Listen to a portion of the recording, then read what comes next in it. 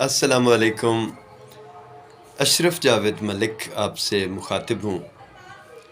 ناظرین، لمحہ موجود ہم ایک ایسے مسئلے کا سامنا کر رہے ہیں، ایک ایسی وبا کا سامنا کر رہے ہیں کہ جس کے اثرات آنے والے ادوار میں ہماری آئندہ نسلوں کو بھگتنا پڑ سکتے ہیں۔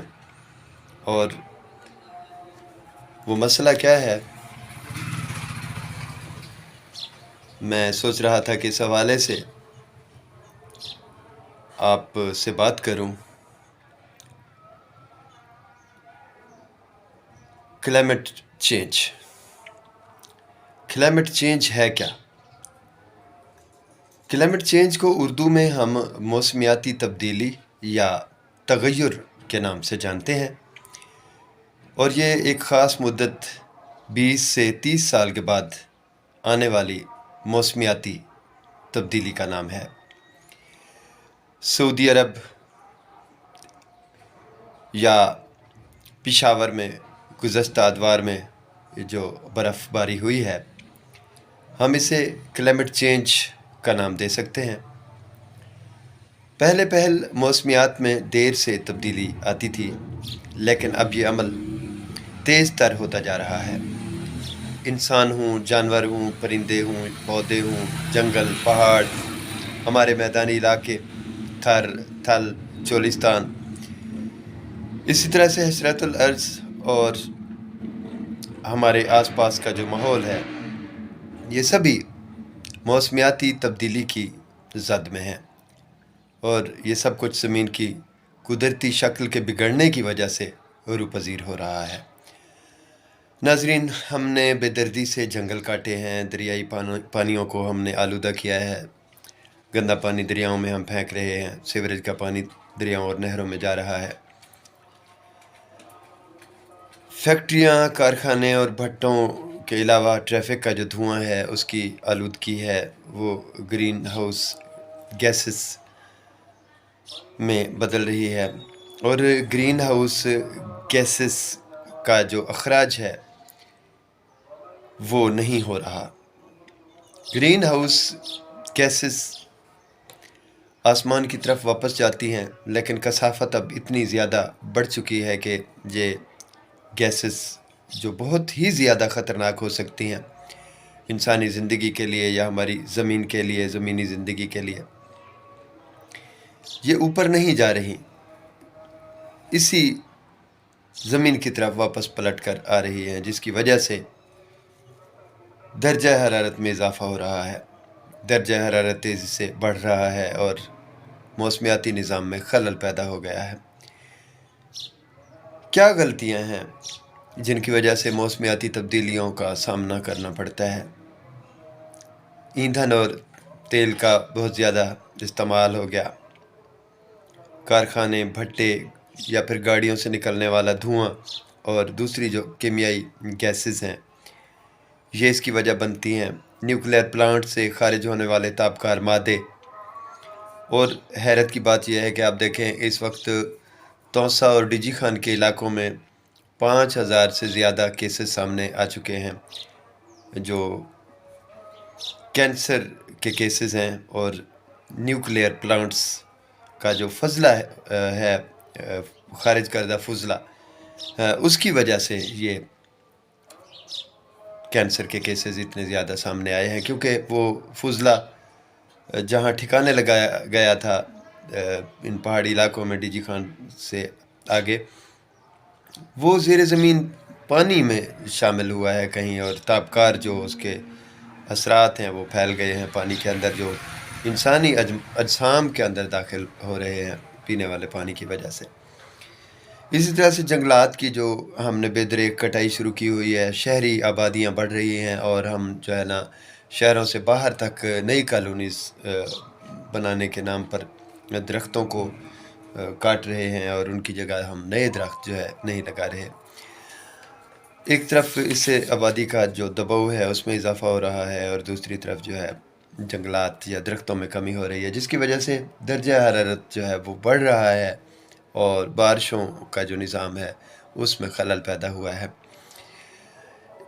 اس کے علاوہ سطح سمندر جو ہے وہ بلند ہو رہی ہے، بارشوں اور برف باری کا جو ترتیب و تواتر کا نظام تھا اس میں خلل پیدا ہوا ہے، اور کہا جاتا ہے کہ اس میں جو بڑی طاقتیں ہیں جیسے امریکہ ہے، چائنا ہے، دوسرے جو بڑے خطے ہیں، طاقتور ممالک ہیں، انہوں نے موسموں سے چھیڑ چھاڑ شروع کر دی ہے، جس کی وجہ سے جو ہے موسم خراب ہو رہے ہیں، کلائمیٹ چینج ہوا ہے۔ اب ان کی مرضی کہ کہیں وہ خشک سالی پیدا کر دیں موسموں پر کنٹرول حاصل کر کے، کہیں بادلوں کو روک دیں، کہیں بارش برسنے دیں، یہ ان کی مرضی ہے کہ کہیں سیلاب آ جائے۔ تو کہا جاتا ہے کہ آنے والی جو جنگیں ہیں مستقبل کی وہ کلائمیٹ چینج کی صورت میں بھی ہوں گی، تو موسموں پر کنٹرول حاصل کرنے کے لیے اس لیے بھی بڑی طاقتیں ڈالر خرچ کر رہی ہیں۔ فصلات کی پیداوار میں کمی، سیلابی ریلے اور طوفان ان کی جو آمد ہے یہ زیادہ ہو گئے ہیں، سیکلون آتے ہیں، سونامیز آتے ہیں، گرمی اور سردی کی شدت میں اضافہ ہوا ہے۔ آپ دیکھیں شمالی علاقہ جات ابھی سے وہاں پنکھے شروع ہو جاتے ہیں سردیوں میں بھی۔ اب گرمی اور سردی کے علاوہ پانی کی جو قلت ہے یہ بھی ایک بڑا مسئلہ ہے جانوروں اور انسانوں کے لیے۔ جو آب و ہوا ہمارے ہاں موجود ہے، آب و ہوا خراب ہو رہی ہے، کیمیائی تعاملات شامل ہیں، یہ جو جس کو ہم سریکی میں لو ساڑی بھی کہتے ہیں، جو دھوپ پڑتی ہے ڈائریکٹ اجسام پر، ہمارے باڈی پر، تو اس کی وجہ سے بھی کینسر کے خطرات ہیں کہ جلد کی کیموتھراپی کروانا پڑتی ہے زیادہ تر لوگوں کو۔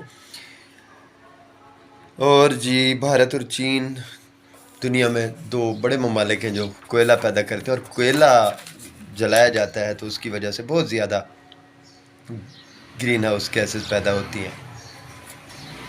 دنیا میں برف کی پرتیں درجہ حرارت بڑھنے کی وجہ سے پگھل رہی ہیں، انٹارکٹیکا کی برف بھی پگھل رہی ہے۔ 2050 تک کہا جا رہا ہے کہ دنیا سے انسانوں کے ختم ہونے کے امکانات ہو سکتے ہیں۔ انسانیت تو پہلے بھی ختم ہوتی ہی جا رہی ہے، لیکن انسان بھی 2050 تک اس کی جو موجودگی ہے معدوم ہونے کا خطرہ ہے۔ گلوبل وارمنگ، اے سی اور فریج کی جو ہمارے ہاں زیادہ استعمال کی عادت ہے اس کی وجہ سے بھی گرمی میں اضافہ ہوتا ہے۔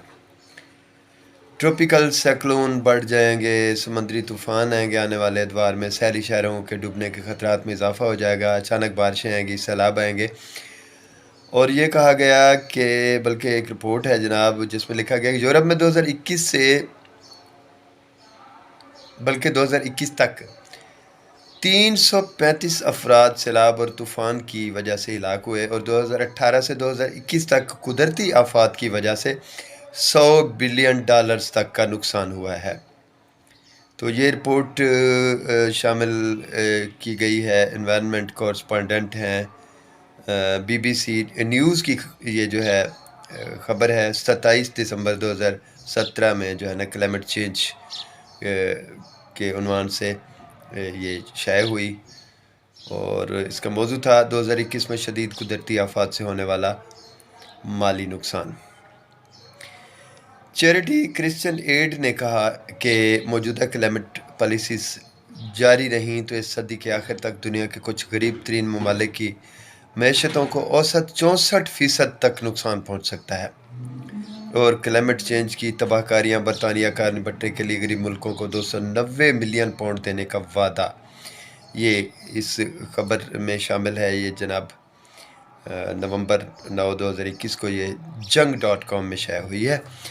اس کے علاوہ جناب ورلڈ بینک کی جو ایک رپورٹ ہے، گراؤنڈ ویل رپورٹ ہے یہ، اس میں کہا گیا کہ سال 2050 تک دنیا کے مختلف علاقوں میں رہائش پذیر 21 کروڑ 60 لاکھ لوگوں کو کلائمیٹ چینج اپنے علاقوں سے ہجرت پر مجبور کر سکتا ہے، جبکہ موسمیاتی تبدیلی کی وجہ سے اندرونی نقل مکانی کا سلسلہ 2030 میں شروع ہو سکتا ہے، اور اگر آلودگی سے پاک پائیدار ترقی کو فروغ ملے تو 80% نقل مکانی کو کم بھی کیا جا سکتا ہے۔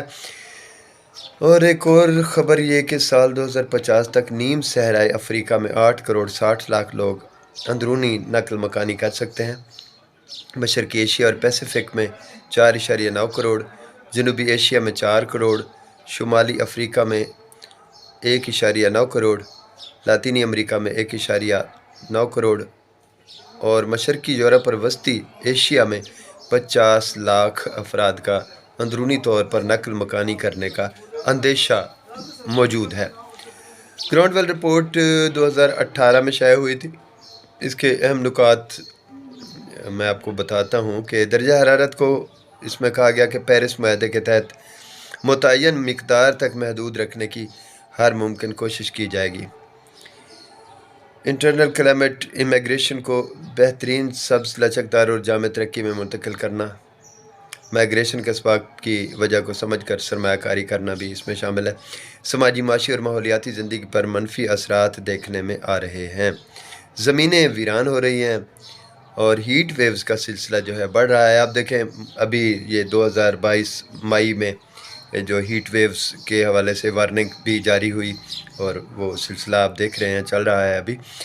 الجیریا، تیونس اور آسٹریلیا کے جنگلات میں درجہ حرارت بڑھنے کی وجہ سے آگ لگی، جس کی وجہ سے کروڑوں جانور جو ہے اور پرندے وہ ہلاک ہو گئے۔ گلوبل نارتھ کے صنعتی ممالک زیادہ جو ہے پیدا کر رہے ہیں گرین ہاؤس گیسز، اور چین اور بھارت اس میں جو ہے نا سر فہرست ہیں۔